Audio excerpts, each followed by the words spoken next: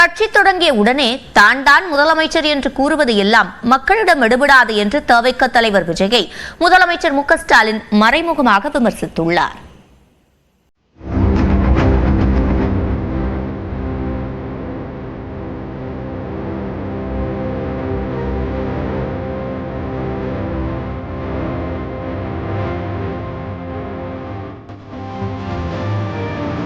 இரண்டு நாள் அரசுமுறை பயணமாக நேற்று நெல்லை சென்ற முதலமைச்சர் மு க ஸ்டாலினுக்கு திமுகவினர் உற்சாக வரவேற்பளித்தனர். இதனைத் தொடர்ந்து நெல்லை கங்கை கொண்டான் சிப்காட் பூங்காவில் 3800 கோடி ரூபாய் மதிப்பீட்டில் 4000 பேருக்கு வேலைவாய்ப்பு அளிக்கும் வகையில் டாடா குழுமத்தின் சார்பில் அமைக்கப்பட்டுள்ள சூரிய மின்கல உற்பத்தி ஆலையை முதலமைச்சர் திறந்து வைத்து உற்பத்தியை தொடங்கி வைத்தார்.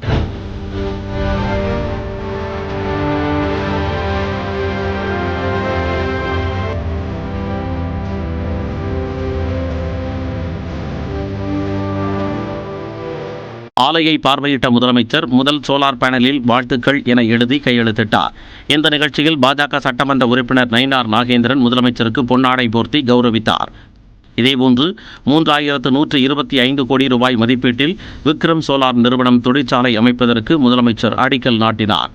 அதன் பின்னர் மாலையில் தாமிரபரணி ஆற்றங்கரையில் கட்டப்பட்டு வரும் பார்வையாளர் மாடத்தை ஆய்வு செய்த முதலமைச்சர் வண்ணாரப்பேட்டை பகுதியில் நடைபயணம் மேற்கொண்டு மக்களிடம் மனுக்களை பெற்றார். சாலையோரம் திரண்டிருந்த மக்கள் முதலமைச்சருடன் செல்ஃபி எடுத்து மகிழ்ந்தனர்.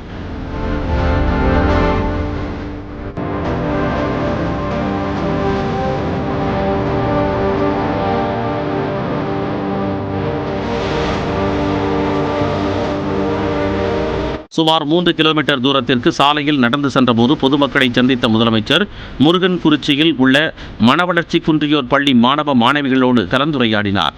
தொடர்ந்து நெல்லை மாநகராட்சி பகுதியில் 66 கோடி ரூபாய் மதிப்பீட்டில் சீர்மிகு நகர திட்டத்தின் கீழ் கட்டி முடிக்கப்பட்ட பாளையங்கோட்டை தினசரி சந்தை, புதிய வணிக வளாகம், காய்கனி சந்தை உள்ளிட்ட திட்டங்களை முதலமைச்சர் திறந்து வைத்தார்.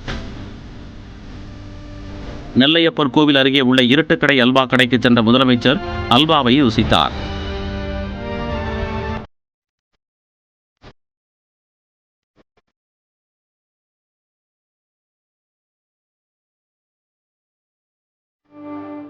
பின்னர் பாளையங்கோட்டை நேரு கலையரங்கில் திமுக நிர்வாகிகளுடன் முதலமைச்சர் மு க ஸ்டாலின் கலந்துரையாடினார். அங்கு பாஜக முன்னாள் மாவட்ட தலைவர் தயாசங்கர், முன்னாள் மாவட்ட பொதுச் செயலாளர் வேல் ஆறுமுகம் உள்ளிட்ட 500க்கும் மேற்பட்டோர் திமுகவில் இணைந்தனர்.